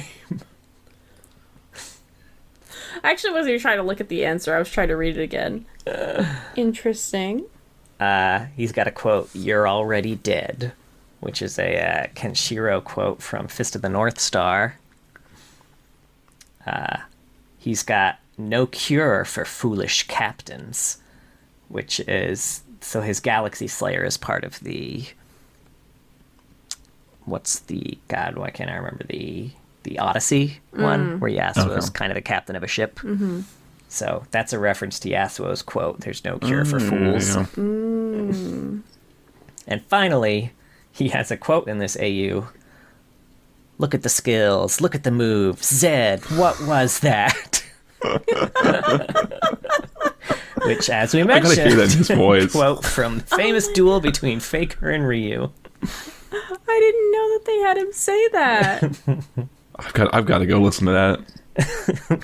He sounds so like, he definitely does not have the enthusiasm sure. that the announcer has when he says it.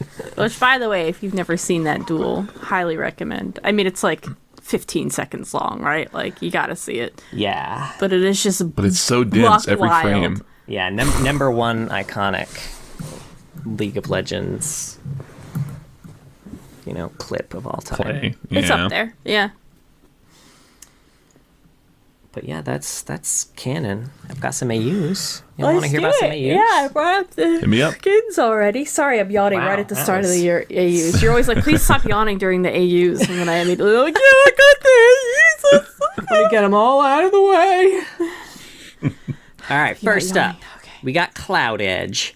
Bearing weapons imbued with lightning magic through the deadly cloud ritual, Shockblades are an order of mysterious shinobi warriors tasked with protecting humankind from malevolent spirits and monsters. They travel between the mortal and spirit realms to chase down threats no one else can touch, safeguarding the future for all denizens of the mortal world. Dun, dun, dun. It kind of sounds like just Shen. Yeah. Yeah. I remember, yeah. They're all Shen now. This is Shockblade Zed. An elite operative of the Shockblade Order, Zed dives into battle with lightning-fast lethality.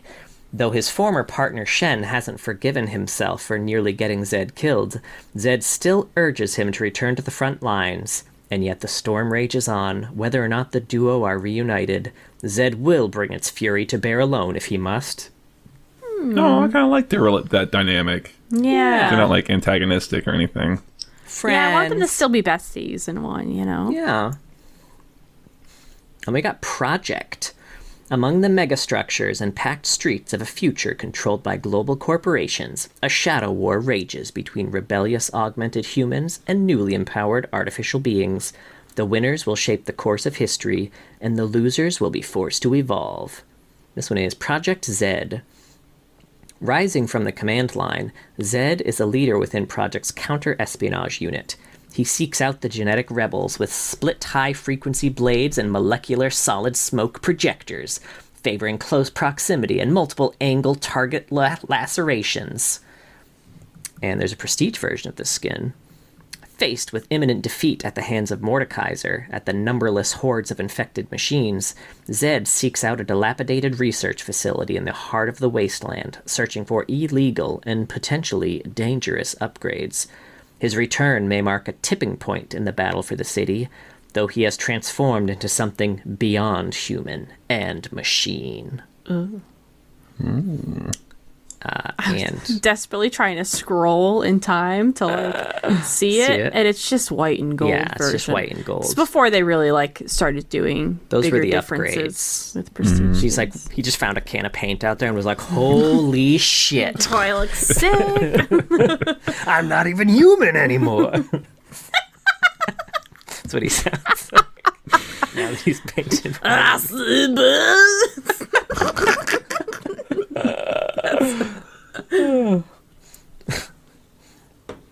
And there's a cinematic for this. Overdrive. Oh, God. Fiora and Lucian are saving Master Yi from some experimentation, and then Zed attacks them.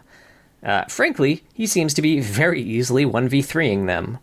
But then Master Yi does some stupid cheating move. And As Master Yi's do. you know how it goes. I don't think I've seen Project Zed, weirdly. I feel like I haven't seen a lot of these skins. I must have and just not been paying attention. Yeah, there are actually a lot of them that I haven't seen. I have seen Project, but there's a lot of these that I was like, okay. Interesting. We've got Odyssey.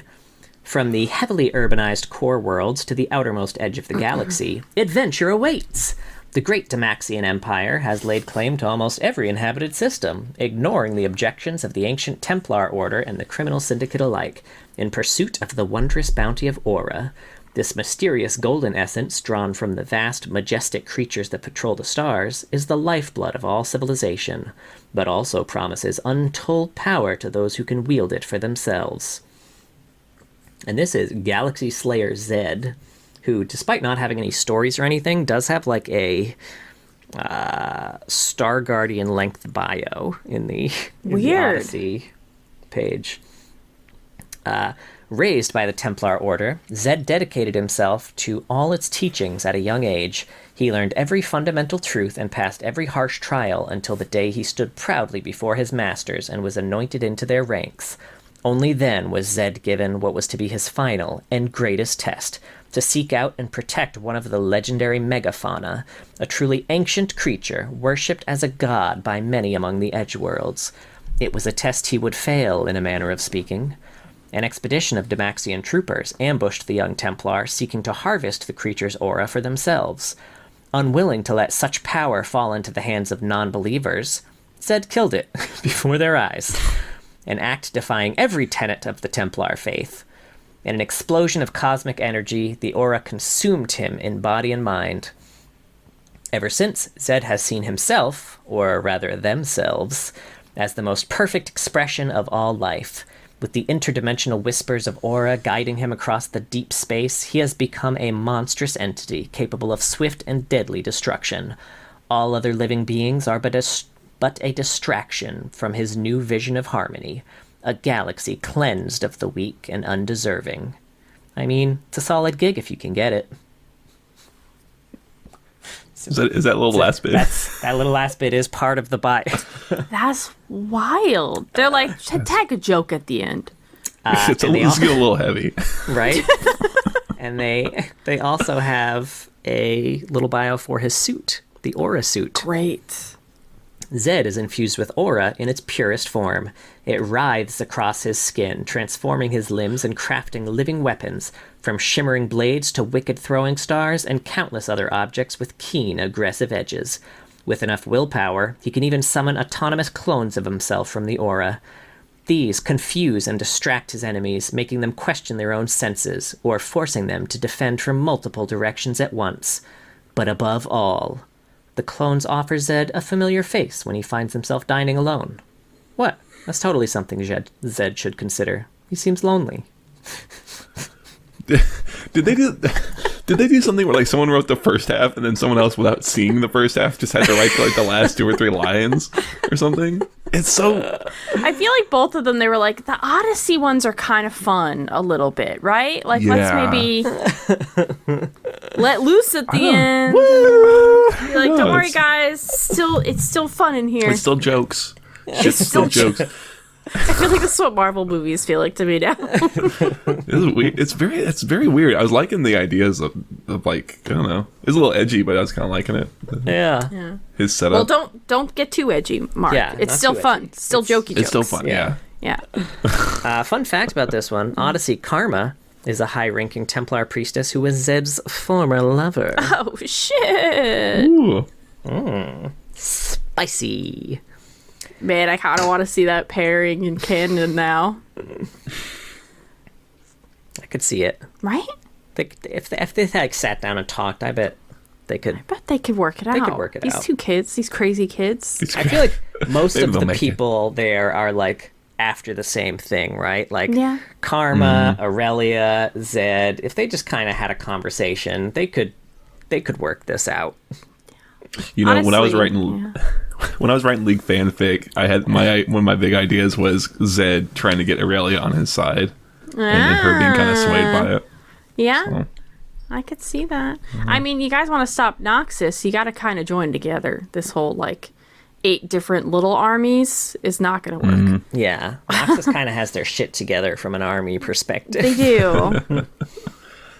It's the one thing they do. They don't do schools very well. Yeah. Speaking of which, next up we have PsyOps, Black Rose Group. All their schools have been massive successes, John, including all of their plans and projects. Why does he just look like Master Yi in this one? I know, right? It's very trippy. Get more eyes, Zed. You look like an idiot. Stupid. Either have 2 or 10, like Master Yi. A psychic paramilitary unit of fearsome power, the Black Rose Group hopes to create a new global order with their ferocious human bioweapons. This is PsyOps Zed, known as the Gas Can Man in paramilitary circles. Why? Is he tooting all the time? I don't fucking know. And if you're hoping for answers in the bio, you're going to be sorely disappointed. I think he's just gassy. Zed is an infamous mercenary picked up by the Black Rose Group during one of their covert actions. His psionic powers are tied to a mysterious oil-like substance he ingests through his mask, allowing him to duplicate himself for assassinations and open combat. And it makes him fart like crazy. Now, he's in the cinematic Operation Songbird, or rather his name is. So this is where Sona gets freed from her imprisonment by Ezreal, Master Yi, Vi, and Shen. At the end, we see a computer screen activating operatives by codename, including codename Shadow. Fart guy. Oh. Which, despite his name being Gas Can Man, is apparently his real code name. I wonder if he knows people call him Gas Can Man. That's what they say behind his back. Well, not behind. No one wants to be back there.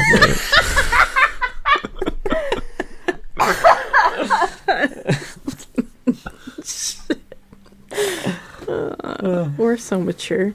Next up, we got Crime City Nightmare, Debonair.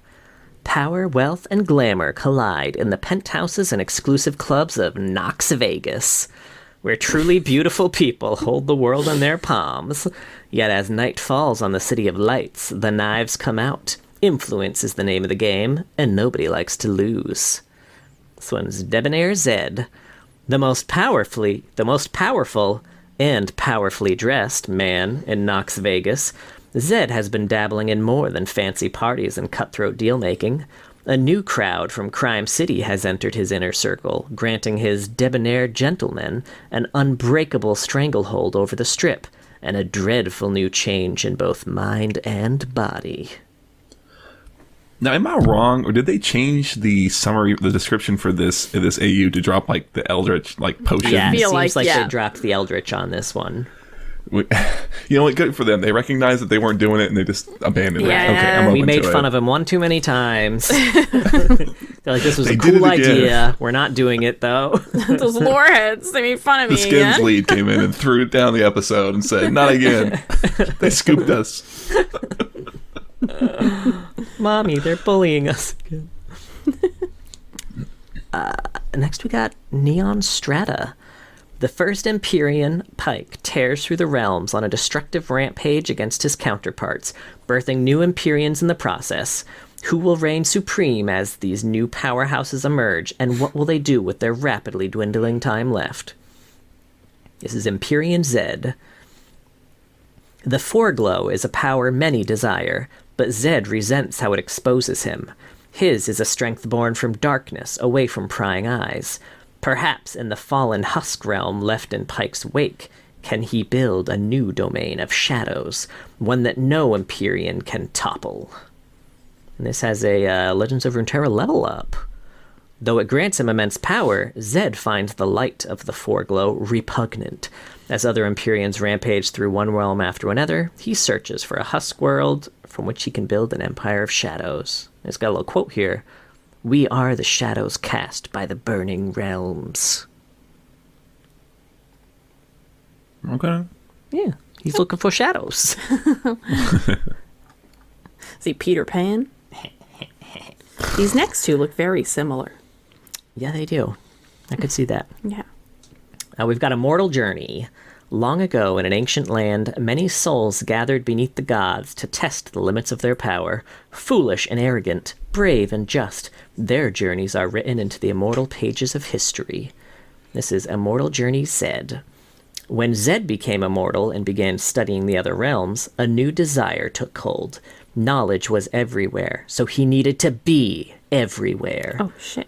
Upon discovering his explorations, the grounded Foresight School banished him. Zed doesn't care, though, for he's found a new demonic power, allowing him to be everywhere and all-knowing. I don't like that. Is it shadows? Is that the power he found? It's shadows. Fun fact, in this AU, Immortal Journey, Kale was Zed's student before he got banished. Kale, Kane, you know. Yeah. He loves the K-A-Ys. Those are the only two, though, so... He calls them both K, so he doesn't mess it up. There's a cinematic for this called Immortal Journey, which I had never seen, but it's actually pretty fucking cool. So a bunch of Immortal Journey folks are here trying to fight Zed. As is the usual for Zed in cinematics, he's just pretty easily just fucking wrecking all of them. Then Kale enters the fight, and it's a bit more even, but Kale gets rocked too. Until Soraka comes in to help Kale, and the two of them are enough of a match for Zed to warrant an action freeze-frame ending. Great. Both of their powers are very cool to watch here, though. I feel like this was a neat implementation of Zed's abilities in this cinematic that it wasn't just like shadow clones doing shadow clone shit. Like, he did some cool stuff here. Highly recommend. Then we've got Moons of Ionia, a Blood Moon. An ancient cult seeking irresistible power surfaces on nights of the Blood Moon to perform profane, esoteric rites, merging their flesh with demonic spirits and becoming one with an ever greater darkness. This is Blood Moon Zed. As loyalty fractures within the Blood Moon cult, Zed remains Twisted Fate's unshakable right hand and personal power broker. He trades in secret, shadows, and blood, all while using his mastery over his demon to increase the cult's influence. What Twisted Fate doesn't know is that Zed is also searching for his lost acolyte, stolen by the Snow Moon. Who is that? Do we know? I do not know. I think we probably do, but I forgot to look it up. I'm going to turn that down. We can keep an eye on it. Poppy woke up. She mostly just seems very confused. Yeah. Like, where the hell am I? All right, next up we got Deathsworn. Eager to claim more souls for the underworld, Death sends the souls of fallen warriors as Deathsworn back to the mortal plane, where they serve their master's terrible bidding with relish. This is Deathsworn Zed. I've never seen this. Sorry. Having lived in the life of shadows, Zed's eventual return from the dead should have come as no surprise to anyone. A master of unliving darkness, he's only too happy to spend all eternity spilling mortal blood as one of the Deathsworn. And finally, good luck finding this one. Supreme Cells. Set in a world where champions are members of cells, martial arts gangs who battle for the control of the dynamos. This is Supreme Cells Zed. Zed's experiment with forbidden power harvesting proved fruitful when he consumed the power field around a single decommissioned dynamo. Despite his body's struggle to contain it all, he needed more. Zed is now mobilizing the Siphon Cell against the Dynamo Cell, declaring a lazy tournament to determine which cell controls the dynamos. I feel like someone replaced like a third of the words you just said with just random nonsense. Like, yeah. Okay, I don't know. This is a Wild Rift thing, right? I'm pretty sure. Okay, that's maybe. Okay. No worries. Yeah, and those are the AUs. Guys want to hear a few fun facts? Yes. Sure. Yeah. Zed is voiced by Donnie Lucas, who also voices Galaxy Slayer Zed, Debonair Zed, and Supreme Cell Zed in Zed and Legends of Runeterra. Zed wants Gangplank dead after he ransacked the Temple of the Jagged Knife. It's random. Yeah, just fun lore fact. Zed, his order, and the Navori Brotherhood are extremists. They believe the magic of Ionia is for the Ionians, meaning they should be able to use it however they like. So limits on using the magic don't sit well with them. So the fact that the Vastaya tribes fought for Noxus and many tribes stayed neutral during the war, at least until Noxus started burning down the lands, doesn't sit well in Zed's view. Those tribes are traitors and should be killed. So that was a bit of like additional text from, Riot AMA shit. Yeah, sure. I don't love the idea. Zed was born from a peasant family in Ketha, Ionia. His father left his family when he was about 4 years old, never returned, and then he rejected his own mother to stay with the Kinkou. So rude. God, my heart. I can't even imagine. Right? What if our little Poppy became a shadow assassin? All because some dumb asshole dude was like, I'll be your dad.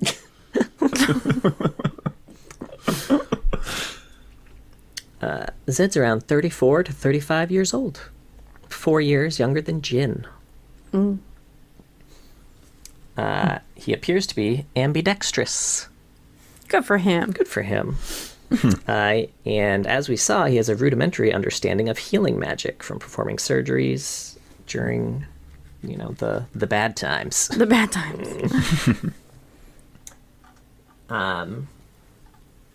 Zed is one of 20 champions without a single ability power ratio on any ability. And he's the first champion to not actually die, per se, in-game. Instead, he drops into a shadow portal. Shockblade Zed disappears after being struck by a lightning bolt. After Zed, there's Echo, who rewinds time, and then Nunu. Willump does die, but Nunu does not. I hate it. It's the worst. Zed, Sona, Garen, and Vi were all targeted by Jhin in his teaser before he was released. After Zed was shot, his champion icon in his League of Legends page and his champion list was updated to a GIF with petals blowing past him.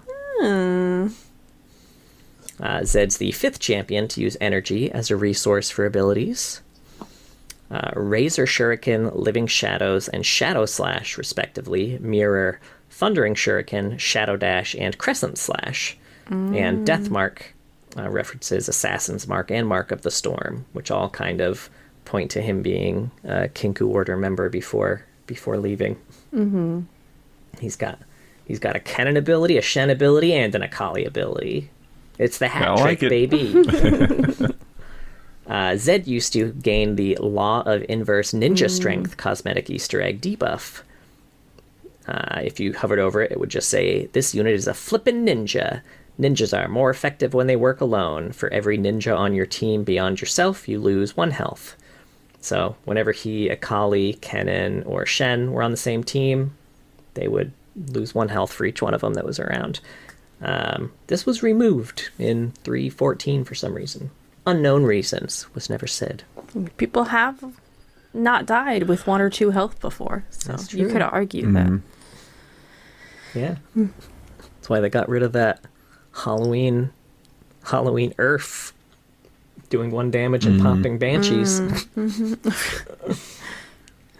In a 2018 survey, players who selected Assassin as their favorite class rated Zed 27% higher than any other Assassins as one of my favorite champions, which is dramatically higher than any other champion by class. Interesting. And that's that. That's Zed. Any final thoughts? We didn't get into his old lore. I will say he has it's really the same thing. It just has a lot less detail. It has a lot less detail, and it's a lot more kind of. He's just a straightforward villain. He just wants super duper power, and he wants everybody to be a shadow man. Just throw that out there. I'm a shadow. You should be a shadow too. Yeah, pretty much. So, but aside from that, no, the comic's really good. It's really dense for him. Getting more with Zed might be cool. I don't know. Yeah, I'm with you. All right. Well, that was Zed. Thank you so much for listening. We have a twitch.tv/loreheads. I stream usually Tuesdays, so that's the last Tuesday. And Friday, we play League of Legends. And then John does TFT and ARAMs with viewers. So, hang out with us in the evening, EST. Yeah. We have a YouTube. You can see our beautiful faces. Mark's and John's biceps are out tonight. They're both wearing sleeveless shirts. Oh, yeah, Mark's wearing a delightful shirt we got for him for his birthday. It's exceptional. But check out our YouTube. And we have a Discord. You want to find some people to chat with, play League with, please join our Discord. And we have a Patreon. We got a post on there. Thank you so much to all of our very patient patrons. And a very special thank you to our Medarda tier patrons, King of Hearts and Mr. Dead. If you were a Order of Shadows member, I would take a special interest in both of you, and I would give the control of the Order of Shadows over to both of you combined as I went to kill Kusho. Beautiful. I spaced out a little bit during that one, but I bet it was great. It was great. Yeah. It was pretty good. Well, please be sure to join us next week because we will be talking about the Spark of Zon, Zeri.